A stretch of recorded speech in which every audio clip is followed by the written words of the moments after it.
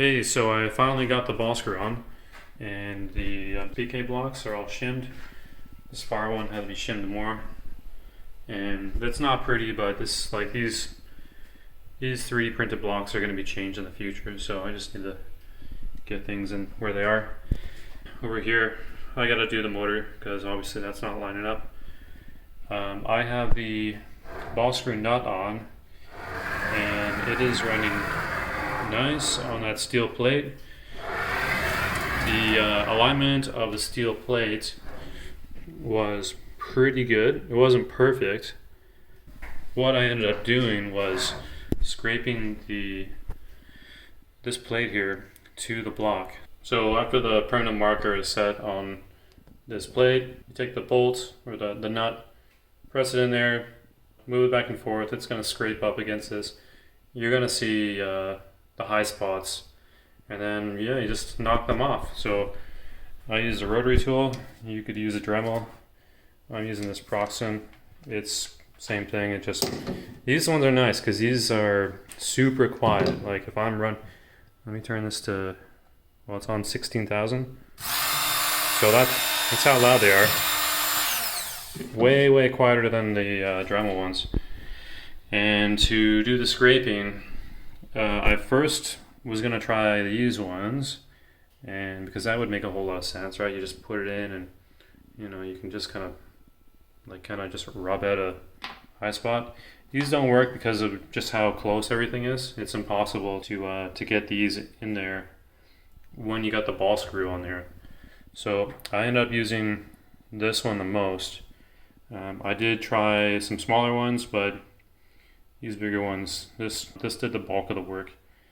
And then to finish it off, I used this little diamond bit. It's got a little funny shape to it. This one worked all right.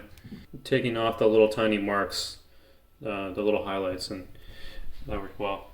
So that took probably half an hour of work, but yeah, like these bolts are all tightened down now, and like this thing, there's no stiction that you would get if it's not perfectly aligned. It almost feels kind of strange, like something's broken on this, because like this thing moves incredibly smooth, and like it's moving 4 bearing carriages down there. And there's no binding over here as well, because it's all been shimmed up to match up on this side. This was the last part I made on the CNC machine before I tore it down. This piece will be the Z homing sensor. So I don't have anything up here. What I plan on having is having it on the inside.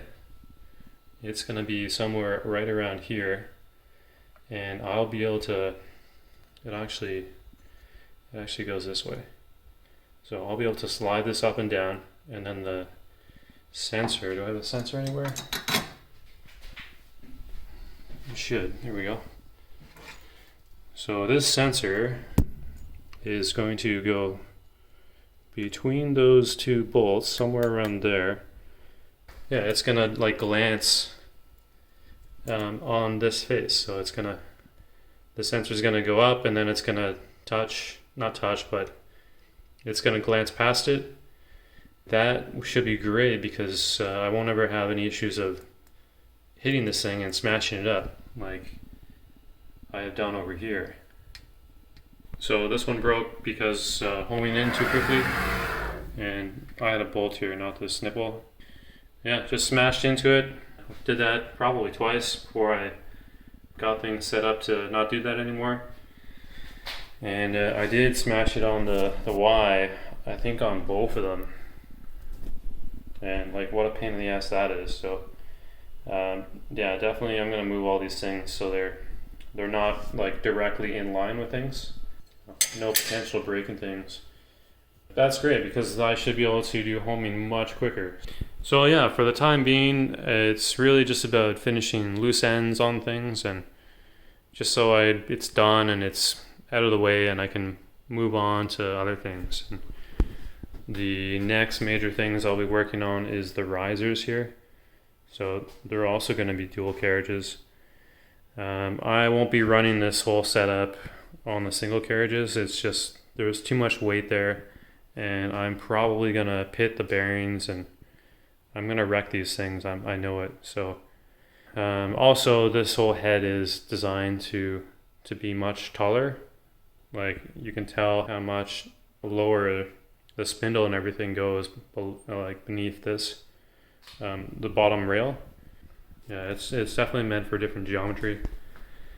This will be an interesting thing to do. I'm not really sure at this point how I'm going to do the fixturing of the steel plates, and at the same time I'll be moving the motor and ball screw and everything, and I'll be flipping it on its side and running it from the side and getting it out of the way of all this stuff. I just find it's too much going on with the linear motion and the ball screw all kind of happening on the same line.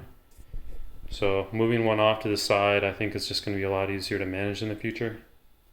This computer is running the CNC machine, and it's just hanging out here with chips flying all over the place, metal chips, and it's just existing as it is. And this is really not that good. So I did acquire, I think it's a XPS Studio from Dell, and this is probably 12, 13 years old.